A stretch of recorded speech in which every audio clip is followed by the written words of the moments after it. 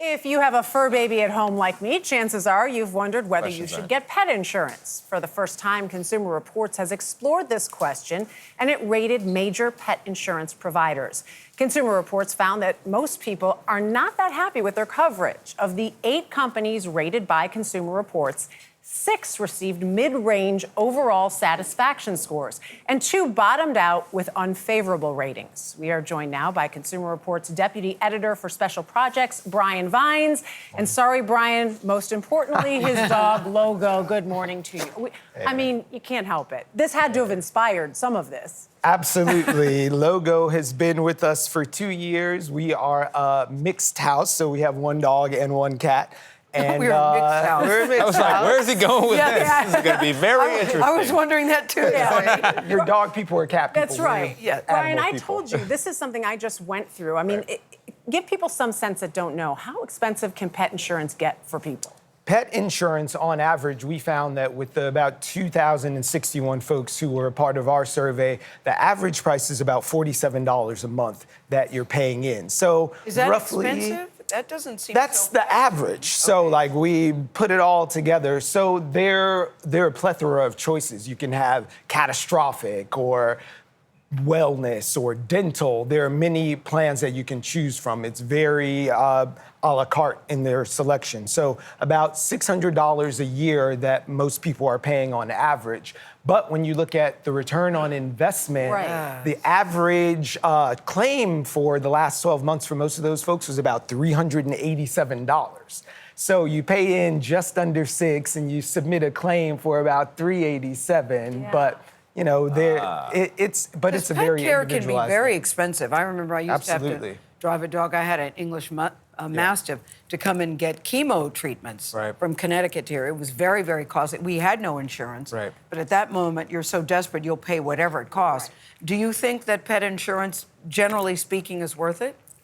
Well, it depends on your situation, right? When a situation like that arises, it can be absolutely worth it. Folks who submitted claims of $1,000 or more usually received about a full reimbursement of the claims they submitted.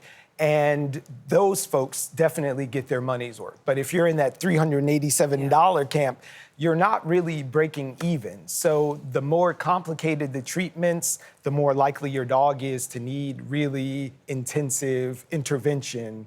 It starts to level off or advantage folks who have insurance. I mean, so are there alternatives to pet insurance? I mean, because I just think if you're paying $50 a month for insurance, what if you just put $50 a month away for that in eventuality of, like, if something happens, I'll have some cash? Well, it's gonna happen. You know, if you get fire insurance for your home, you don't feel like you wasted the money when your house doesn't burn down. But if you are self-insuring, pay yourself like you would pay those premiums. Sock some money away and don't touch it. That's one of the things you can do. But you can also explore maybe a veterinary teaching hospital. There are 33 accredited veterinary teaching hospitals across the country that sometimes offer reduced price of care. So those are 2 options. And another option we employed at our house was telehealth for pets. Oh, okay. Our cat got into a cat fight. She had a little puncture wound. Hi, Phoebe. She's jealous. What type of dog is Logo? You guys look very similar to me. Logo is a Lagotto Romagnolo, an Italian water dog. He's the father of all water dogs. Brian, as a mixed household, cat and dog, that's right. Why didn't you not bring the cat today?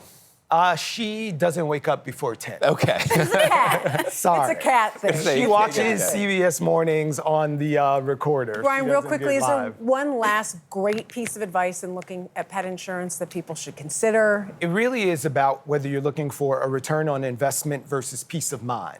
And pet insurance is a very young industry. Only 3% of U.S. pets are insured. Yeah. So in the UK, about 61% of pets are insured. So it's a young industry that will only benefit from more people getting into, and maybe we can force more and better coverage instead of that mid-pack that we have right now. Logo's very well behaved. Well behaved, I like just wanna give him love. unbelievable. You I guys know. I are want to. great, great. But you were like, he just said get up. You just gave it. Whoop, whoop, whoop. Oh, very good. Do you train dogs? If I got one, would you help me? Could I have a dog like Logo? Dogs Trust USA. They got us together with this. Really? Yeah. That's another segment. Well, Brian Vines, thank you very much. Wealth of knowledge, Logo. Good have to his see ya. people call your people.